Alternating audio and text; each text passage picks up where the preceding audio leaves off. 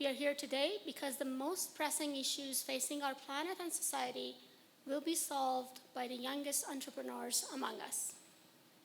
Today, we are going to have a moderated panel discussion of aspiring entrepreneurs from Generation Alpha as they discuss our changing economy and planet. We are also deeply honored to be joined by Senator Hickenlooper and Attorney General Phil Weiser. Senator Hickenlooper has long been a champion for climate change and innovation. As a startup founder himself and current member of the U.S. Senate Committee on Small Business and Entrepreneurship, he understands the invaluable role entrepreneurs and innovation will play as we tackle big issues like climate change. Most recently, he was instrumental in bringing about the Inflation Reduction Act, the most important piece of climate legislation in U.S. history, unlocking a total of $369 billion of our clean energy transition. Senator Hickenlooper is specifically credited with a number of key provisions in the Act and with bringing Senator Manchin to the table to reach a deal.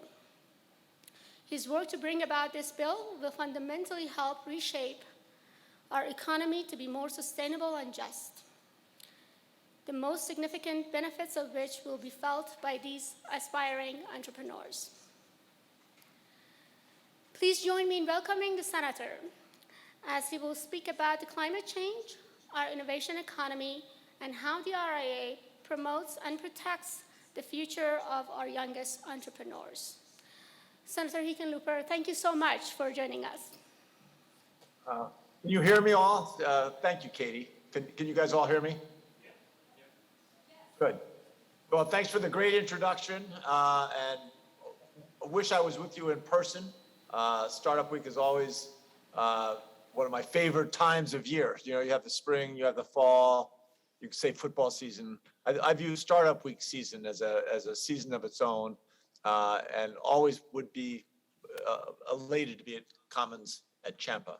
And thank you to Signal Tech for putting this all together. It's so important to get young entrepreneurs together and cross-pollinating, exchanging not just ideas, but their energy and their positive enthusiasm. Obviously, this is an exciting moment in climate and climate policy. We're going to have to address climate change with a real sense of urgency, not just for our children and grandchildren and their grandchildren, but really for the overall health of the planet.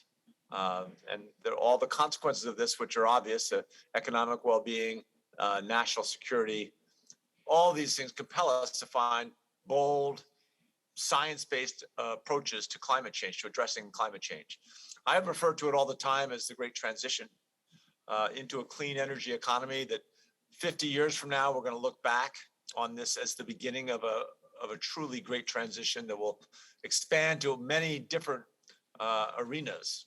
I think we're going to reinvent America's transportation system. We're going to train our workforce, not just for tomorrow's green jobs, but for all manner of second generation jobs that come out of this great transition.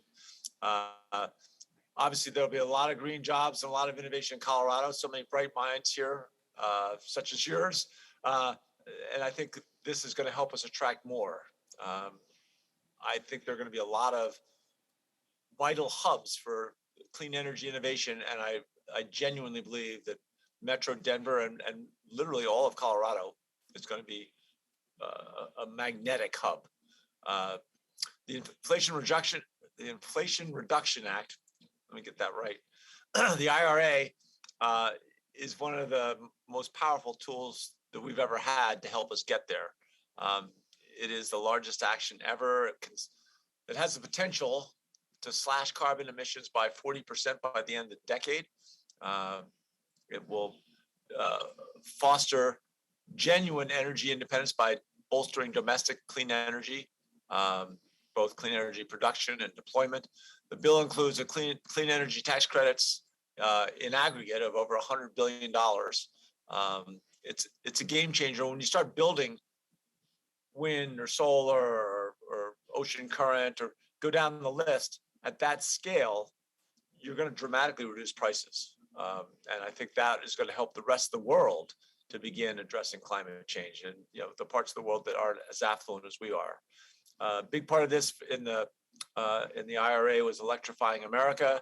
10 billion for home efficiency, for electrification, heat pumps, solar rooftops. We just bought a new electric stove. We're renovating a house, and thought we'd just go all electric. The energy or electric tax credits, the electric vehicle tax credits, $7,500 for new vehicles, $4,000 for used vehicles, which I think is critically important. It really is going to provide all kinds of new avenues for people to get into electric vehicles, and make sure that there's funding for manufacturing solar, wind, batteries, EVs, everything in this country. It's going to help us clean up some of the dirty industries that are the worst polluters.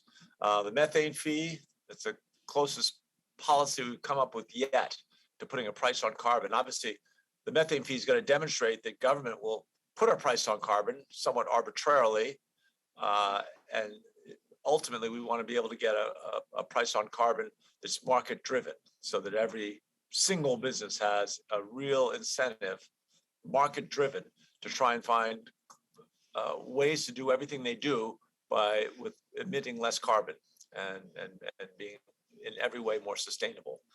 The investments in the clean tech we need are going to come through this part of the bill. DAC, green hydrogen, DAC, direct air capture. I'm sorry, I don't want to be too bad of a nerd. Anyway, a big part of this also is environmental justice, and realizing that many communities have taken the brunt of pollution for generations, and we're going to begin to address that in real ways. In terms of entrepreneurship and innovation, we're not going to do this without innovation, and that requires so many small businesses, startups. These are the crucibles of innovation. Pre-pandemic, most of you know this, entrepreneurship's been on the decline for somewhere 30 years, 40 years, and yet post-pandemic, between 2019 and or just going into between 2019 and 2020, all of a sudden they were beginning to take off, and now we have to keep the momentum up. Colorado's networks of innovation and entrepreneurship are some of the most productive. You guys know this, I'm sure. 99% of our Colorado businesses are small businesses. We have the second highest educational achievement of any workforce in the country. I know a lot of this just because I've talked about it so long, having started a small business myself back in 1988. Of course, mine was making beer, not as much fun as some of what you're doing, but more fun than some. We can argue over that. 31 million small businesses. If you look at that in the United States, $6 trillion. And I think, nationwide, over half the private sector are employed or are dependent upon small businesses for their work. We've got a number of small business bills we're working on, helping to switch to renewable energy, making it cheaper and easier to offer retirement plans if you're really a truly small business. We're trying to lower the barriers at SBA, improve access to capital with more equity, make it better and easier, more accessible for women-owned businesses, businesses started by minorities.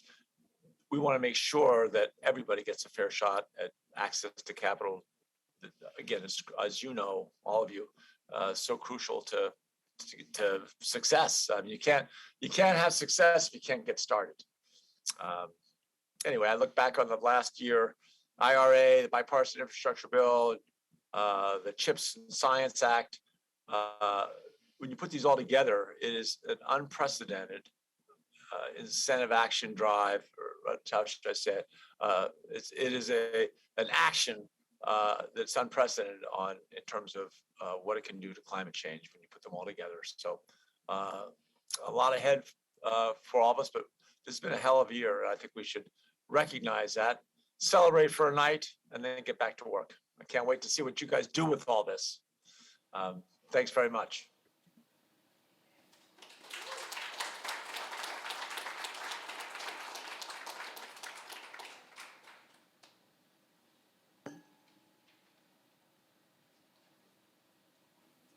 And I have time to answer questions, or do you want me to get out of Dodge? No, actually, I was just wondering if you would like to meet the children who will be a part of this panel. Of course. Of course. Hey guys, do you want to come and introduce yourselves to the senator?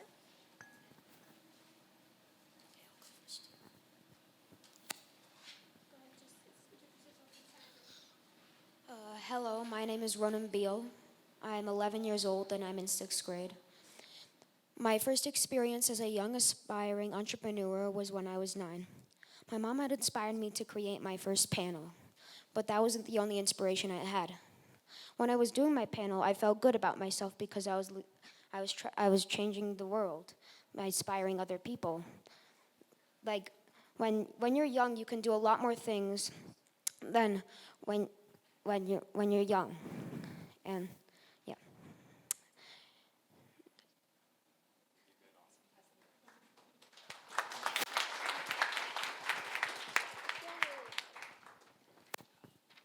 Hi, my name is Max. I'm 11 years old and I'm in 6th grade. Something that inspired me to join this panel is to leave a mark on the world and show how and to improve the world in many different ways, like climate change and air pollution and all of that. Cool.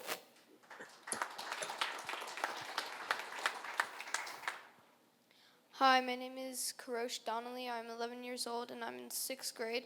One of the reasons I joined this panel was to be able to help other people be able to understand this stuff and be able to change a bit of this and be able to do their best that they can.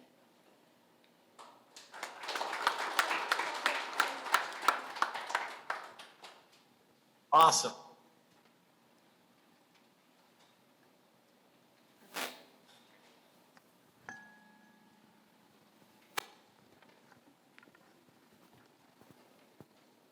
Thank you so much, guys. You did amazing. Speaking in front of the senator and in front of this crowd. When we were getting ready for the conference and finalizing on some questions that we're going to be going over, and I was listening to these young guys speaking on the IRA and other subjects that we're about to discuss. I was really inspired about the depth of their knowledge and their involvement. So I'm excited to have a conversation with you guys about everything. Let me start by introducing myself real quick. My name is Alexander Padalka. I'm 32 years old. I'm married to my wife, Caitlin, who's present here today to support me. We have 2 beautiful children together. They're 5 and 7. And we run a real estate company together with my wife, and we haven't divorced yet, so that by itself is a success, I believe. I am an immigrant from Russia, which I was always proud to say, and more recently, before I say it, I pose myself for a second, and I have a feeling that people get a little bit electrocuted in their brain when they hear the word Russia, which is very sad. The whole situation, the conflict between 2 countries that are so close to each other, not only geographically, but historically, the closest can be. So I really hope this situation will resolve as soon as possible. Yeah, I grew up in Russia, and I'm also a karate sensei.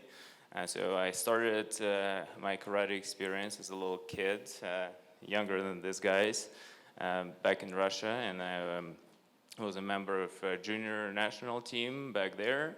And now I'm here in Denver. I have my own dojo with my brother Vitaly, and we teach young kids and older kids and adults some karate skills.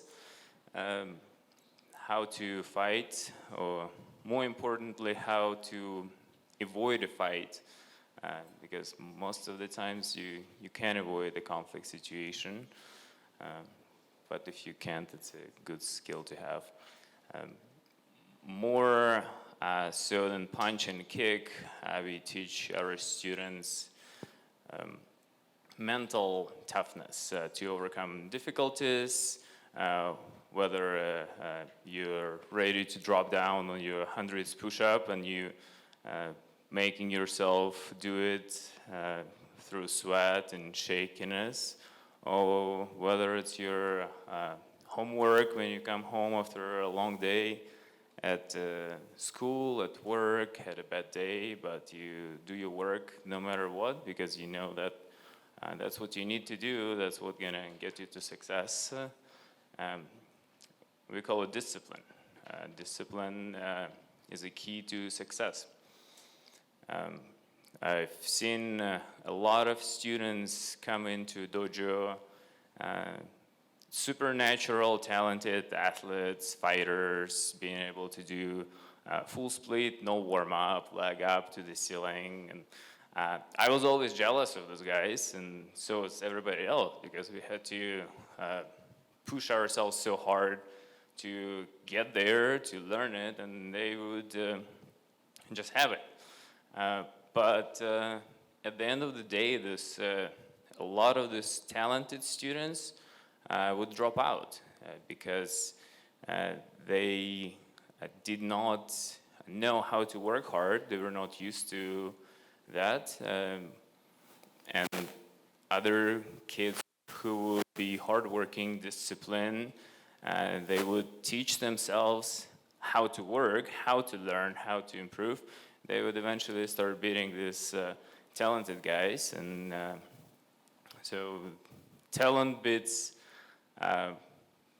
hard work beats talent if talent doesn't work hard enough.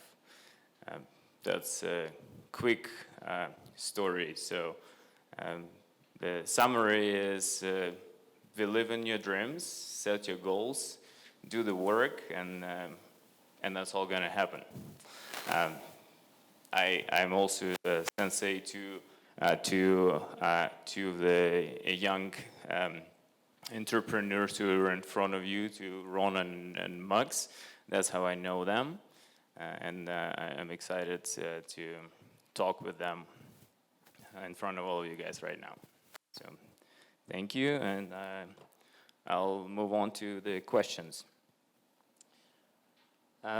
First one, I'd like to ask Ronan, as someone who has done this conference, put together this panel for the third year in a row.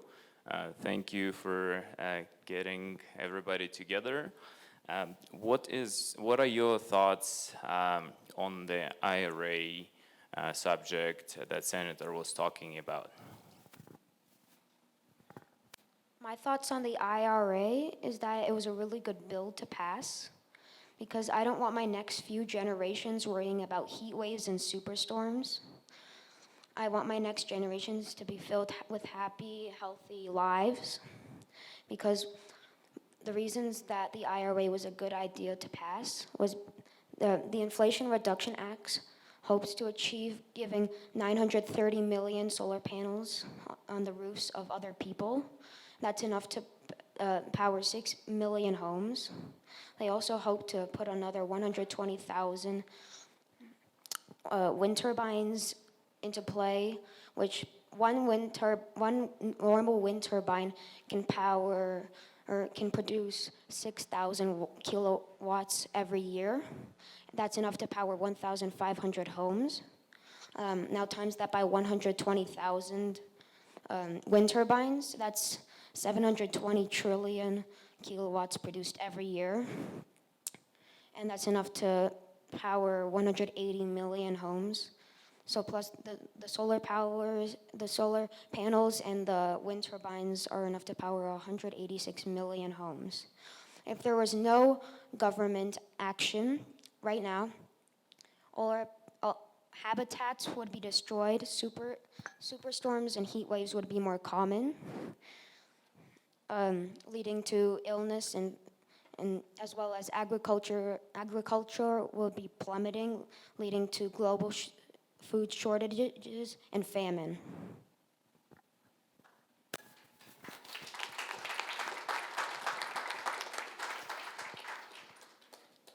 For me, what Senator Hickenlooper was saying about the IRA Act, I think it is an amazing cause because it will help everyone in very positive ways. On what Ronan was saying with the superstorms and heat waves, that actually that will happen if we don't start taking act in this. And all the different stuff, like with the $4 billion going into droughts in the West that we're dealing with in Colorado, that'll be very useful for us with the situation and all the differences that'll make by using electric power, which will be less carbon dioxide or methane going into the atmosphere and getting stuck in there, capturing the heat, and then causing all of this.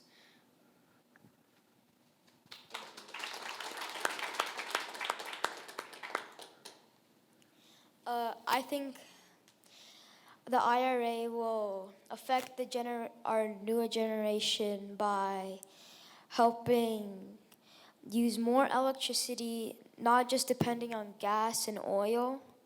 And adding on to what Ronan and Karush said about heat waves and superstorms that may actually happen if we do not keep doing the act and keeping up with the climate change.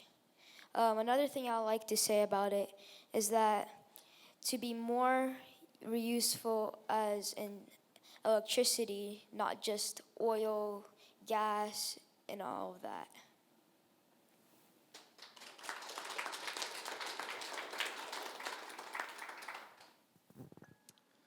You guys are brilliant. You're the future. The Generation Alpha, I love the way it sounds. That is inspiring by itself. That is setting you up for a huge start. And how they discuss the subject and pick up thoughts and words from each other. That is a very great perspective. Thank you, guys. Next question, and I'll ask Max first. How did the pandemic make you think outside of the box? What new skills did you acquire during that? The pandemic made me think outside the box by using resources that I currently had and also using electronically more because in the pandemic you couldn't just go to like Costco and buy something. You had to use Amazon or an electric app to buy something. Another thing I would like to say about that is it helped me think about how I could gain more money with just using more of my resources and thinking outside the box of how I'm going to make food and how I'm going to do all of this and that.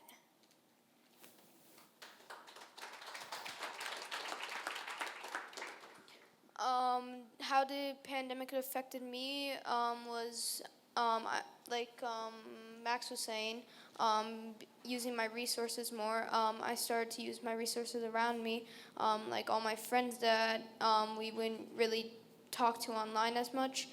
Then I would finally start using the online talks to be able to have some, not in person, but at least some human interaction and not just be lonely sane and playing video games.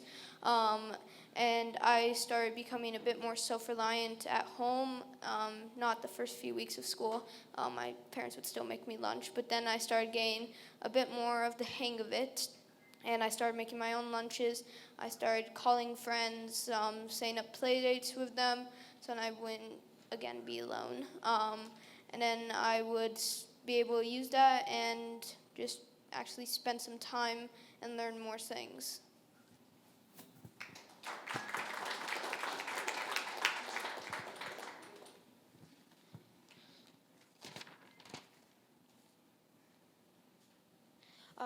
So, first of all, if the pandemic hadn't hit current, I wouldn't be here right now.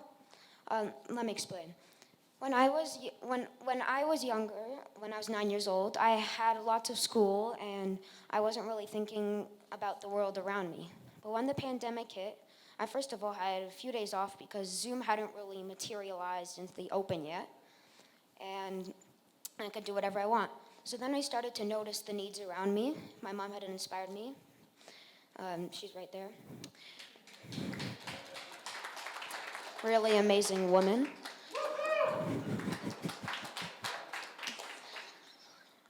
To notice the needs around me, and that inspired me to create a panel, inspire others to help other people, and like one little person can inspire others and others and others. But if that one little person hadn't been there, there would have been no fight against climate change. In this case, thank you Hickenlooper for passing the Inflation Reduction Act. A skill I had learned from the COVID is addressing other people's needs and inspiring others to address people's needs.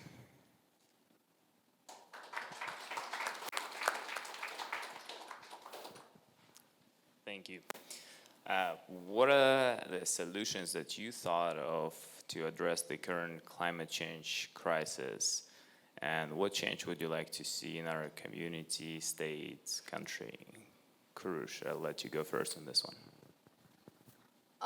With the things I would like to see change and that we could use to change, most people would say using fully electric cars. I would say that most of those are a bit too expensive for lots of people. So the more realistic way would do half electric, half gas, because that would be more easy to rely on and people wouldn't have to spend as much money. Being able to use more electric things like electric heating and cooling at home, and electric stoves, like Senator Hickenlooper had just gone.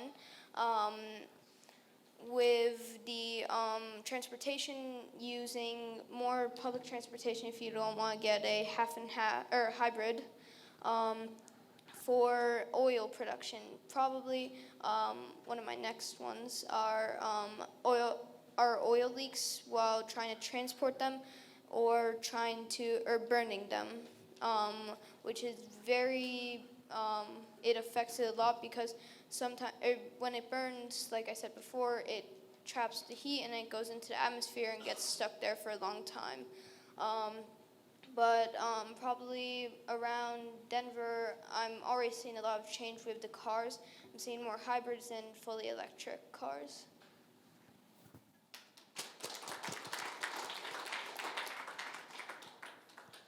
One solution I would offer is people, again, I just want to express this a little more, people inspiring others, like asking people to bike to school or like not use as much water, again, with the droughts in the West. Because if we just leave some water on, then more people start doing that. That's just less water. And another solution I thought to address climate change is more big, like all of you here. I think you have all thought about solutions to address climate change, and the more we share that, the more people will get inspired like me.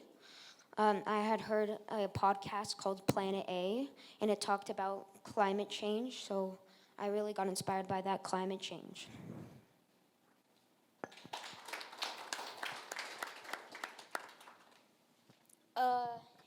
Yeah. Well, I think that what Ronan and Karush said was very important. Like, for example, what Ronan said, biking to school, which saves lots of water, and yeah. But something I made an idea for is that, yeah. But another idea I made for is that maybe gathering all the heat in the summer and gathering all the cold in the winter, because when we are in the summer, we use a lot of electricity to make our homes colder, and we can maybe maintain use the cold from the winter to put into the homes in the summer, and put the heat into homes to use in the winter.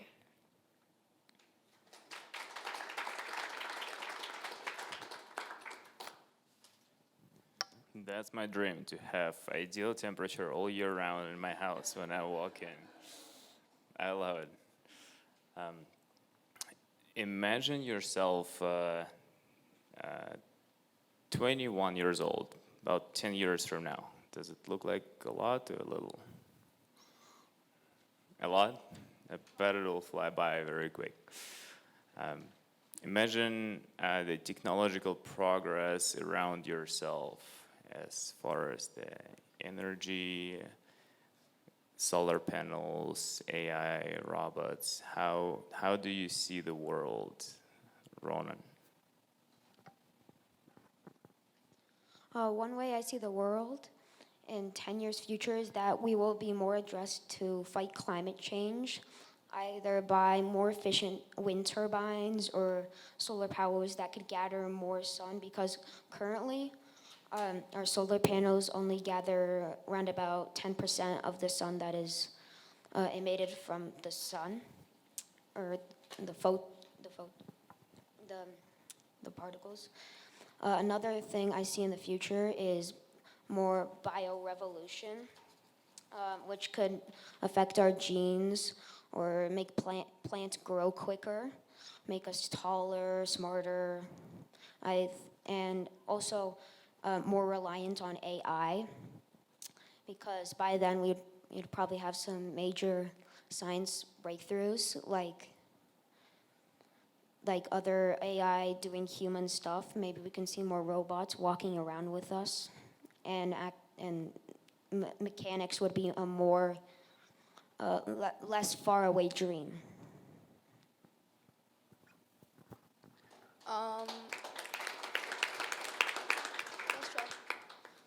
What I see for 10 years from now, like Ronan said, there will be much more AI and robots. There will be many more, I think that there will be much more medical advancements, like with daily health care, surgeries, and just basic things like going to the doctor to get a shot. That will be much more easier to get. Cars will be much more relying on technology, like autopilot, and they'll have more sensors. There will be probably for kids, the best part for kids, there will be more gadgets, probably like holograms. People will be much more on virtual reality. We're already seeing that a bit now. There will be much more clean energy, like solar panels will probably be much more powerful than they are right now, producing probably double or triple the amount of power they are. Like Ronan said, there will be more robots. There will probably be ones that are taking some jobs that humans are. So schools will probably have to change what they're teaching, so then people can learn about more of the jobs that robots don't do already.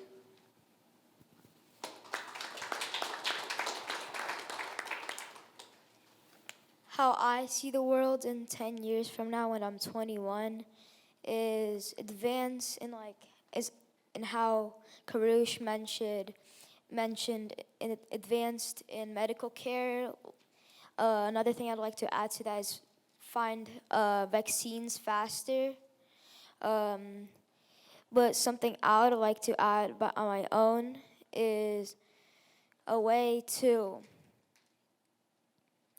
find new planets, and because we recently found on the moon a stone that helped us with lots of coal, and I think that we could find more planets and maybe even find water on Mars or something like that.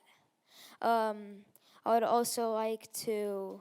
I also think that there will be more AIs, like Ronan said, more robots, And I also think that this teaching style will be different from not just using notebooks to maybe even using iPads for notes instead of notebooks.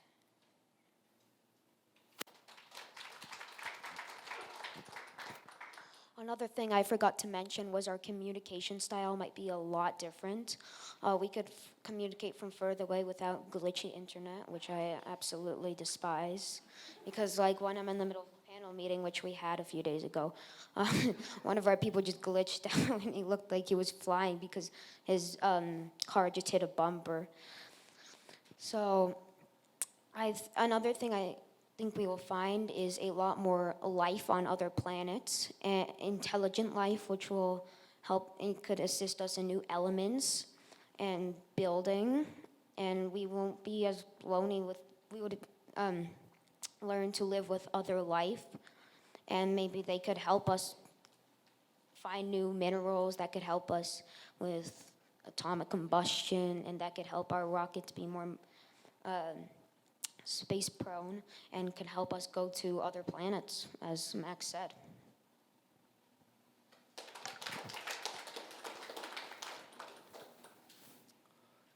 What inspired you guys to be on this panel, and what would you say to inspire other young generation like yourself to join entrepreneurship?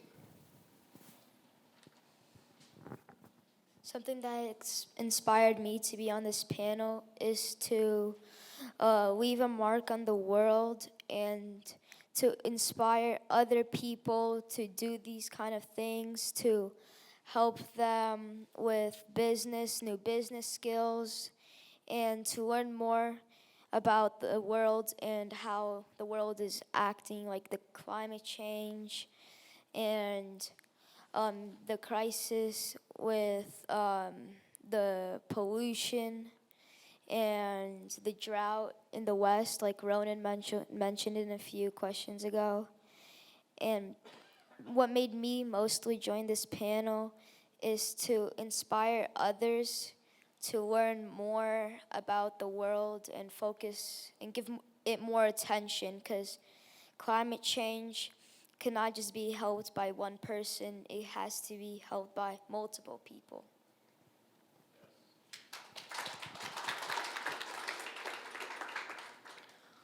What inspired me to join this panel was being able to, or well, just the thought of being able to help other people with different things, like as Max said about with businesses and being able to help them learn about that kind of stuff. That's a great point. So they're able to become a bit more self-reliant. For me, and also for climate change, being able to know what the best ways to really help are, instead of just the smaller things like using a little bit less gas, like taking one less trip every week. That won't make that big of a difference, but it'll make some difference. If there was one thing I could say, probably it would be, if you have good ideas, say them instead of just hiding them.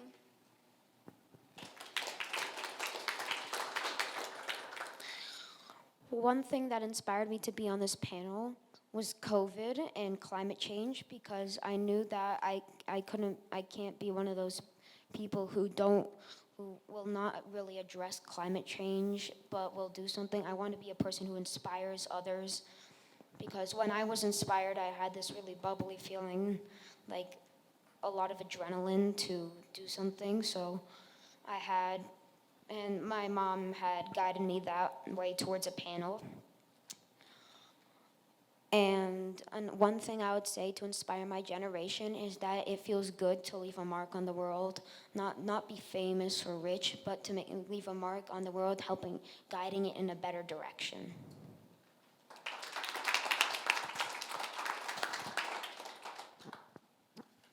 Thank you guys so much. I think you're making a huge change already by speaking up on these subjects, bringing the attention from your point of view. I think this is amazing, and I'm sure this is just the beginning of your future.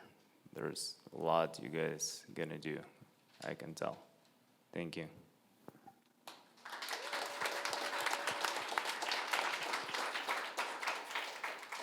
We're still waiting for Phil to join some closing remarks. If you want to ask any questions, open the floor.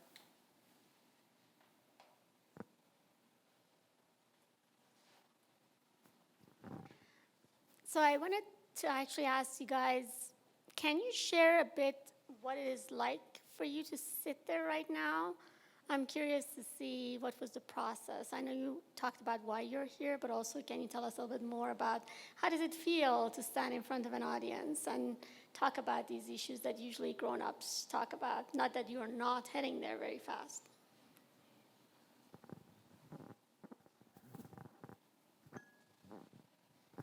Well, currently, I feel extremely nervous because, of course, because I feel like I'm not really giving much of a solution because you've probably already thought about it all. But what I feel like right now is really good because I'm inspired because this is being probably recorded right now. Other young kids could watch this and have that same bubbly feeling to do something about the world right now. So that is what I imagine right now, like a few other kids, and then slowly that'll keep spreading until most kids are actually doing something that will help the world.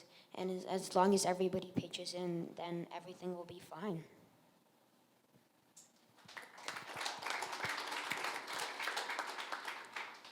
Like Ronan said, nervous, of course, but it also feels a bit, it feels like a new thing because I've never really sat in front of only grown-ups, and Toby, I'm not leaving you out, but mainly grown-ups, and just 3 kids. Thank you. I feel really nervous because this was my first panel I've ever done. And I kind of thought that it would go a lot worse than it actually went. Yeah. Thank you, Ronan, for making me and helping me, give me the idea to do this panel. Thank you, Karush, for helping me study for this. And thank you, Sensei Alex, for being here and being such an amazing sensei.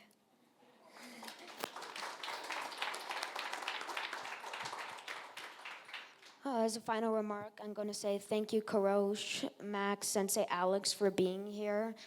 Without you, I couldn't have done this, as well as Senator Hickenlooper and to be seen soon, Phil Weiser. Oh, hi. Thank you for joining us all. I couldn't have done it without you two and all of you cheering me on and watching me speak. Thank you, all of you. Great job, guys. It's my pleasure to introduce Attorney General Phil Weiser. Phil has dedicated his life to the law, justice, and public service. He has held roles as an attorney protecting consumers, as a senior official at the Department of Justice, and as an educator training future lawyers. As Dean of the University of Colorado Law School and founder of the Silicon Flatiron Center for Law, Technology, and Entrepreneurship, and co-chair of the Colorado Innovation Council, Phil collaborated with Coloradoans from across the state and gained a deep understanding of pressing issues, from broadband access to healthcare to predatory student debt companies to water rights and agricultural interests that allow him to protect Coloradoans as Attorney General. Mr. Attorney General Phil Weiser, thank you for coming. So I just have to ask you guys a couple questions. Any chance any of you become a lawyer? Yes, yes, yes. We need more good lawyers. Why do you guys want to become a lawyer, by the way? I want to become a lawyer to help other people. Yeah, that's pretty much it.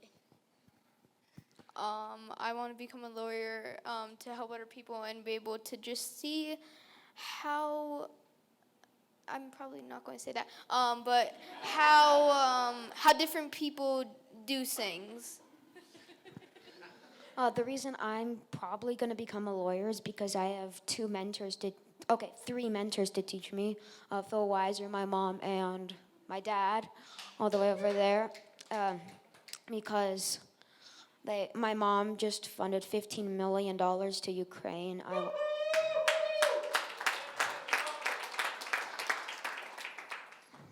And I want to be like my parents who can help the world in any way.